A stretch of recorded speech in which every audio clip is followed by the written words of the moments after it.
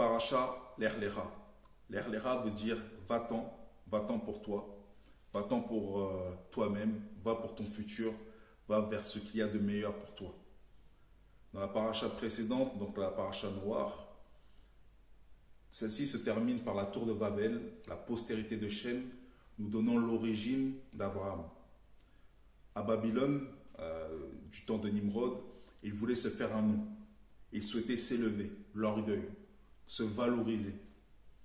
Tandis qu'on voit que dans cette paracha, Dieu va prendre un homme qui lui s'abaisse. Il va lui proposer de lui l'élever.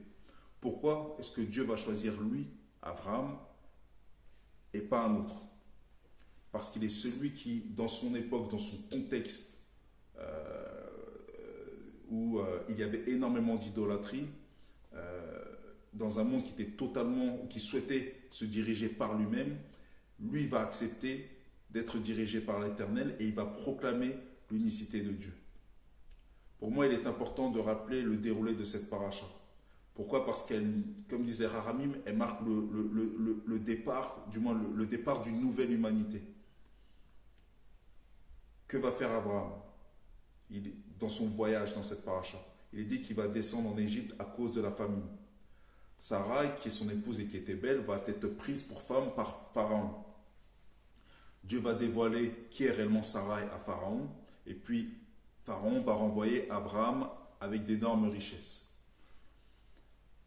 Abraham et Lot, son neveu, deviennent de plus en plus riches. Et donc il va y avoir une dispute entre les bergers, pas entre Lot et son oncle Abraham, mais entre les bergers. Donc plutôt que d'être en conflit, Abraham va proposer de se séparer et il va laisser le choix à Lot. Et les regards de Lot vont se poser vers Sodome, vont se poser sur Sodome et Gomorrhe. Une fois que Lot sera séparé d'Abraham, Hachem va faire une promesse à Abraham en lui disant que sa postérité sera comme la poussière de la terre. Et il lui dit que sa postérité va posséder la terre de Canaan. Abraham va visiter la terre et il va faire un autel à l'Éternel, sur demande de l'Éternel. Il va y avoir une guerre entre plusieurs rois, 4 rois et 5 rois. Et dans les 5 rois, il y a ceux de Sodome et Gomorrhe. Les 4 rois vont sortir vainqueurs et vont prendre toutes les richesses matérielles et les richesses humaines des 5 rois, dont Lot et sa famille. Abraham, quand il va la prendre, malgré les disputes qu'il y a pu y avoir, les raisons qui ont amené la séparation, il va aller secourir son neveu. Qu'est-ce qu'il va faire? Il va prendre ses plus braves serviteurs et il va défaire, du moins il va aller en combat contre les rois et il va sortir de là vainqueur. Et ce qu'il va faire, c'est qu'il va ramener les richesses matérielles, mais également les richesses humaines au roi vaincu. Et c'est là que va apparaître Melchisédek. Il nous est dit qu'il est roi de Chalem, donc roi de la paix. Il est sacrificateur du Très-Haut et il va apporter du pain et du vin.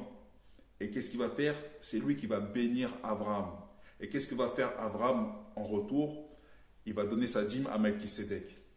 Le roi de Sodome et Gomorrhe va proposer à Abraham de prendre les richesses, mais Abraham va refuser catégoriquement parce qu'il ne veut pas régner sur des rois impies.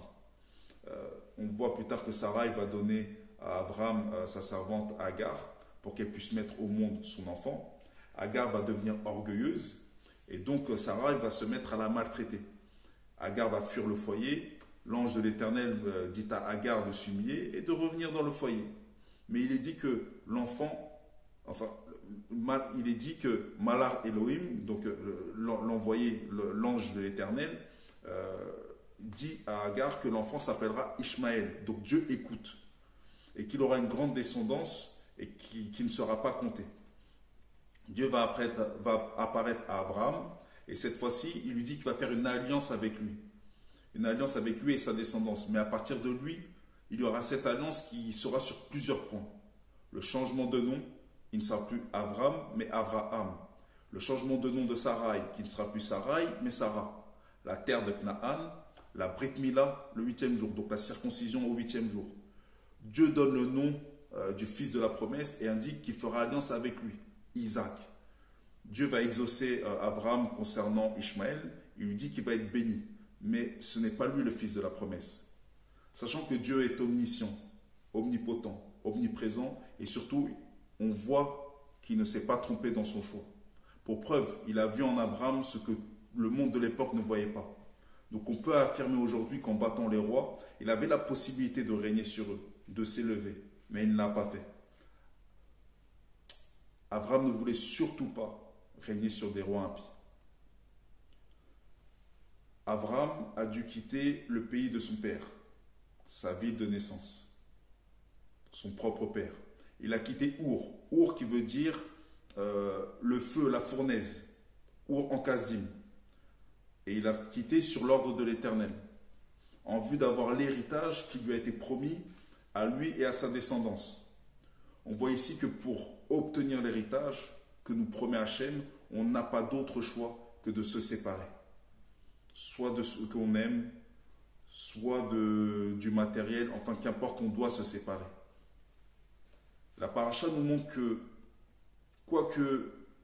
du moins bien que le voyage était physique, avec des localisations géographiques, ce voyage était surtout et avant tout un voyage spirituel. Et c'est avec la traversée de toutes ces épreuves que Abraham va devenir Abraham. Bien qu'il soit physique ou autre, celle-ci va avoir une vraie portée spirituelle puisque l'Éternel va demander de faire des autels en son honneur et parfois Abraham va les faire de lui-même. Et à chaque fois qu'il y aura justement ces autels, il y aura un renouvellement de la promesse. Et ça, c'est très important à comprendre. Abraham va hériter d'un nom, celui d'Abraham. Il va hériter d'un fils. Il va hériter d'une terre. Et pourquoi est-ce que pourquoi est-ce que lui aura un héritage à ces trois niveaux? C'est parce qu'il aura cherché à accroître le nom de l'Éternel dans un monde où il y a beaucoup de divinités. Sur ordre de l'Éternel, dans cette paracha, on voit comment Abraham a dû quitter Our en Kasdim. Our qui veut dire la fournaise. Il a dû quitter le pays de son père, sa ville de naissance, son propre père, en vue d'avoir l'héritage qui lui a été promis à lui ainsi qu'à sa descendance, alors qu'il n'en avait pas. On voit ici que pour obtenir l'héritage que nous promet Hachem, on n'a pas d'autre choix que de se séparer. La paracha nous montre quoi? Bien que le voyage était physique avec des localisations géographiques, ce voyage était surtout et avant tout un voyage spirituel. C'est avec les épreuves qu'il a traversées que Abraham va pouvoir devenir Abraham. Et que ces épreuves, bien qu'elles soient physiques, bien qu'elles aient pu être physiques ou autres, celles-ci vont avoir une portée spirituelle, puisque l'Éternel va demander, ou du moins demandera, de faire des autels en son honneur. Parfois, c'est Abraham qui le fera de son plein gré. Et à chaque fois, il y aura un renouvellement de la promesse. Abraham va hériter de plusieurs choses. Il va hériter d'un nom nouveau. Tu n'es plus Abraham, tu es Abraham. Il va hériter d'un fils. Il va hériter d'une terre. Pourquoi est-ce qu'il va avoir un héritage à ces trois niveaux? C'est parce qu'il aura cherché à accroître le nom de Dieu. Il est plus facile pour nous dans notre époque de pouvoir parler de la grandeur et de l'unité de Dieu que lui à son époque. Parce que lui, il y avait énormément de divinités. C'est pour ça qu'il est appelé le père de l'Emouna, parce qu'il avait confiance en l'Éternel. Il avait montré de la confiance, de la fidélité, et il a obéi au seul et unique vrai Dieu. Parfois, Dieu fait des promesses, mais nous n'en voyons pas la finalité. Dans le cas d'Abraham, on voit qu'il n'avait pas vu la finalité dès le début. Dieu lui dit qu'il aura une postérité comme les étoiles du ciel, et pourtant, lui continue de penser que c'est au travers de Lot qu'il va hériter. À un moment donné, il va penser que c'est Eliezer. Après, il va penser que c'est Ishmaël.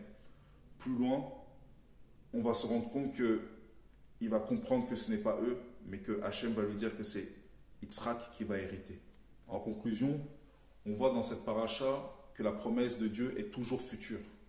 L'Éternel dira que c'est après 400 ans que l'héritage sera actif, va se matérialiser.